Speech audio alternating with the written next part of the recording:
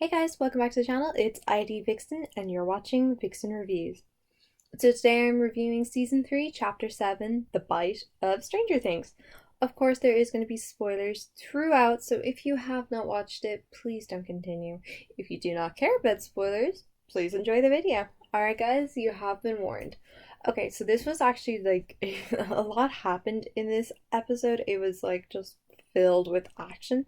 So I'm gonna give like the condensed version and then I'm gonna talk about what I thought of it. Alright guys, so Elle, Mike, Max, Lucas, Will, Nancy, and Jonathan. That is really getting to be a mouthful. I'm gonna have to shorten that somehow. Get ready to fight like the giant physical version of the Mind Flayer. So he looks like his smoke self but with a body, which is pretty creepy. So they're getting ready to fight him and he's coming to Hopper's cabin. Dustin and Erica rescue a drugged up Steve and Robin from the Russian base. So they got drugged up in the last episode with like truth serum because the Russians, they're just convinced they're spies. Like they really they just don't believe them. Um which I suppose is understandable. I mean, like if you're like a Russian military, you really are going to think it's only an American spy who's going to infiltrate your base. There's no way just some random kids. But obviously that is what happened. Um so after like they get rescued from the Russian base, they're like hiding in the Starport Mall in like the cinema and they're kind of trying to regroup and stuff. But it's obviously very hard for Dustin and Erica because they have to look after Steve and Robin who are high as hell from the truth serum. So then while that's happening, Elle is actually fighting the Mind Flayer and she's using her powers against him and she gets bitten really badly injured on her leg, but she actually manages to like split him a bit, like kind of like his head in half, which somehow doesn't kill him, and they manage to make their escape. So then we see Hopper, Joyce, and Murray and Alexei, also known as Smirnoff, are like racing back to Hawkins to try and close the gate and save the children, of course, namely Elle and Will. um Elle and the gang, so they're trying to regroup at the supermarket, and like they're trying to find things to tend to Elle's injuries, and they pick up a code red from Dustin, who's calling them from the cinema. So while this is all happening, Robin and Steve are having like a heart to heart, and Steve is like, "Oh, he really likes this cool girl," and Robin's trying to deter him because she realizes Steve likes her, and then she admits to Steve she's actually gay, which is like a huge thing, obviously, especially for the time. It's a big deal, but Steve was actually like, he was really cool about it, and he ended up like joking about the girls she liked with him just to kind of like reassure her because obviously it's such a big thing to tell someone.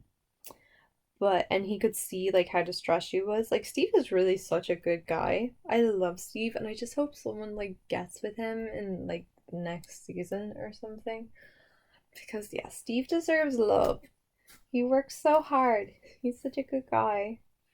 Um, so Alexei like explains to Murray like how to close the gate, and then he wants to become like an American and stuff. And Murray's like, "Oh yeah, America's great. You know, we got communism or something like that." And he was like telling them about how all the games at the fair that they're at, the Fourth of July like fair, are rigged and stuff. And Alexei wants to prove they're not, so he ends up playing a darts one, and he wins a Woody Woodpecker stuffed toy. And you can see him and Murray have developed like a really cool relationship. And then he gets assassinated by the giant Russian who like attacked Hopper. He kind of looks like the Terminator, actually.